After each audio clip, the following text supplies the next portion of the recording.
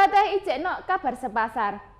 Bateh sapa sing ngira nek hobi ngingoni kelinci iso dadi sumber rezeki gedhe. Nok Jonegoro salah siji warga kasil ngembangno usaha peternakan kelinci sing ora nggur ngekeki omset gedhe, tapi yo buka lapangan kerja gawe warga sak panggon. Kaya ngene iki Bateh ternak kelinci nggone Sriyadi Purnomo utawa sing biasane diceluk Yadi, warga Desa Banjarsari Kecamatan Trucuk Jonegoro.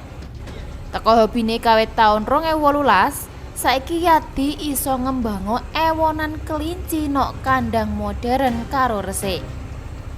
Beda teko kandang ternak sing liyane, kandang kelinci iki digawe nok njero ruangan sing terbuka tingkat 3 karo diresiki sedina ping 3. Kuwi mang kanggo njaga kesehatane karo kenyamanane kelinci. Jenis kelinci sing dilestarikno ya kuwi Rex karo New Zealand sing regane dhuwur karo siklus reproduksine cepet. Siji kelinci wedok iso nglairno 12 anak angger 3 wulan pisan. Peternak iki ngasilno sampai 100 kelinci utawa sekitar sak kintal daging.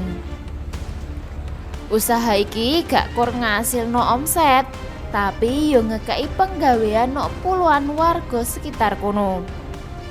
Inovasi liyane limbah rusoan kanggo pupuk organik.